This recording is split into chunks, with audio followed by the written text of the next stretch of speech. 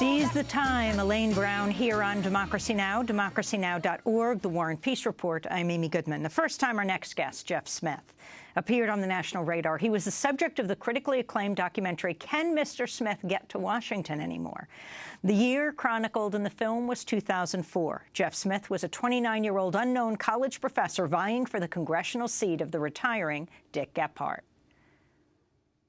My grandma's, she got the first solicitation letter we sent during the campaign, and she calls my grandma and says, "Ida, this is wonderful. Your grandson, he's running for Congress." And my grandma, who's 96, said, "No, I don't think he's running for Congress. He's running for the state legislature." And the woman said, "Ida, I'm looking at the letter right here. He's running for U.S. Congress." And my grandma said, "Well, if he's really running for U.S. Congress, you ought to save your money." I don't think the things that a person with the mind that he has should waste it on politics. You know, my dad just pretty much laughed in my face. He said, "I'm going to run for Dick Gephardt's spot in the U.S. House of Representatives." And I said, "What? Are you nuts?" The system is fundamentally flawed. It is broken. Normally a pollster will fudge a little and say, "Well, Jeff, you got 5 or you're at 3. And I mean, his pollster said, "You're not even on here." My name is Jeff Smith. I'm running for the congressional seat that Dick Gephardt is leaving. I was surprised he even knew who Jeff Smith was. So you begin to kind of wonder, well, maybe there's something out there. Jeff Smith narrowly lost the race to Russ Carnahan, the scion of a Missouri political dynasty. His father, Mel, was governor running for Senate when he died in a plane crash. His mother, Jean Carnahan, became the senator. But Smith's surprising performance in a crowded field of 10 made him a rising star in Missouri Democratic politics. Jeff Smith was elected state senator in 2006 and served until 2009. That's when he pled guilty to conspiracy for lying to federal investigators about his involvement in creating a flyer critical of Carnahan in the 2004 congressional campaign. Jeff Smith was sentenced to a year and a day in a Kentucky federal prison. He chronicles his experience in his new book, Mr. Smith Goes to Prison: What My Year Behind Bars Taught Me About America's Prison Crisis. Smith writes, quote, that the book is a scathing indictment of a system that teaches prisoners to be better criminals instead of better citizens. Well, for more, we're joined by Jeff Smith. Now he's an assistant professor of urban policy at the New School here in New York. Yes, former Missouri state senator from St. Louis, on the board of the nonprofit Prison Entrepreneurship Program, or PEP. He's also author of the ebook Ferguson in Black and White. Jeff Smith, welcome back to Democracy Now! Thanks. It's great to have you with us. Well, let's start out with how you ended up in jail. How did you end up in prison? Okay, so it was my 2004 congressional campaign, and it was about a month out from Election Day. We had about 700 volunteers. We were moving in the polls. We could feel it, but I didn't think we had enough to get over the top.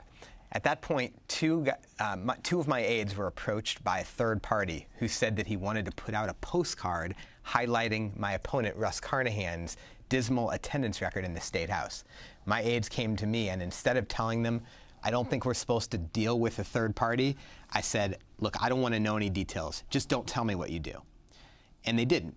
The postcard came out a few weeks later, just before Election Day, and Mr. Carnahan filed a Federal Election Commission complaint against me alleging coordination. I responded by signing an affidavit denying any knowledge of the postcard, even though I knew my aides met with the third party.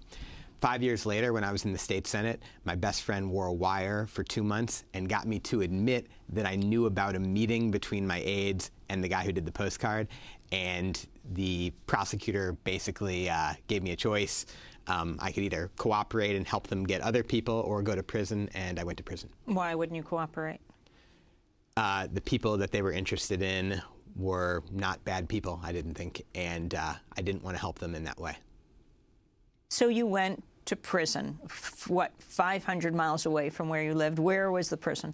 The prison was in what the New York Times has called the most miserable county in the country, Clay County, Kentucky, one of the poorest places, one of the most drug-addicted counties in the country, former coal mining area, but the coal mines are all gone now, and they've had a lot of deep problems with unemployment and drug use. Why were you sent there? Are there no other prisons closer to where you lived? No, there were several prisons closer to where I lived, but I wasn't exactly on good terms with the prosecutor when I didn't cooperate. So I think that might have had something to do with it, but I don't know for sure. There was a 500-mile rule. You had to be within 500 miles of home, and so you were on the 500-mile mark. Yes.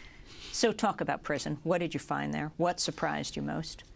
What surprised me most was the incredible untapped human potential in prison that we're wasting. I saw guys whose business instincts were as sharp as those of the CEOs who had wined and dined me the year before when I was a state senator. Guys that were selling something that was illegal in a past life, but understood the same concepts that you learn at Harvard Business School. Risk management, territorial expansion, new product launch, quality control. They intuitively grasped all these concepts from running successful drug businesses. And if nurtured properly, as a couple different nonprofits are working to do now, could be very successful business people on the outside when they finish. Talk about some of the stories of Catfish, of BJ, some of your fellow prisoners.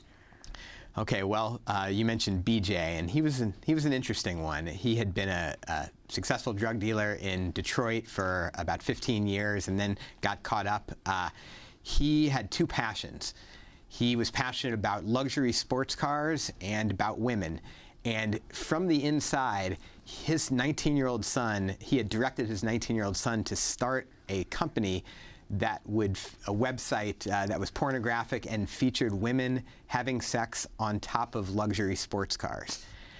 He had bought the domain name. He had appointed his 19-year-old son vice president for talent development, and they were auditioning people, and he was running all of this from the prison.